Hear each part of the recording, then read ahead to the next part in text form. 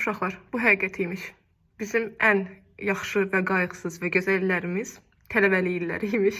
Mənim ətrafımdakı bütün böyüklər deyəndə ki, Zərifə, sən hələ çox axtaracaqsan o illəri. Mən dedim ki, aylıq, biz axtarsam uşaqlığımı axtaram da. Nə vaxt ki, yeyirdim, yatırdım, isə xoşbəxt idim. Amma yox, insan bəzən şüurlu şəkildə də yaşamaq istəyir. Əziz tələbələr, mənim ay tələbələrə yol göstərmək lazımdır deyib tövsiyə vermədən zəhləm gedir.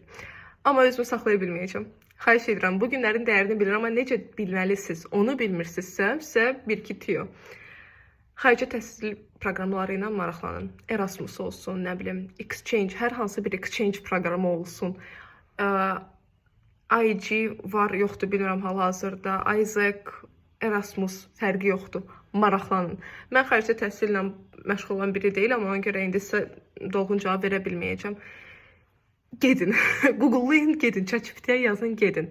Mütləq şəkildə tələbə statusunda olduğunuz müddətdə sizin üçün verilmiş privilegiyalardan istifadə eləyin. Çünki bu tələbə olmayan birinə, məsələn, atıram, pulsuz uçuş bileti və yaxud da pulsuz yaşayış yeri verilmir. Verilə bilər o könüllü proqramlarında, nə vaxt ki, gedirsən, 6 ay qalırsan və s. Amma tələbə olaraq bunu eləmək çox daha asandır. Çünki hal-hazırda sənin işdən çıxmağın, doğrusu mənim işdən çıxmağım daha çətindir, nəinki universitetdə hamının bildiyi dərslərin əvəzi olması ilə çıxmaq. İkinci məsələ, doya-doya yaşayın. Hər şeyi, yaxşılığında, pisini də, dərsləri də, aşiq olmağı da, nə bilim, tədbirlərə getməyi də, o boş-boş tədbirlər var, tələbələri məcburən aparırlar.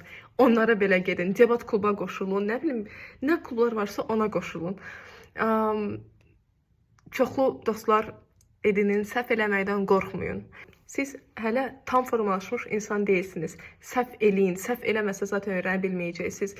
Dost kazığı yeyə bilərsiniz, dost kazığı edə bilərsiniz özünüz.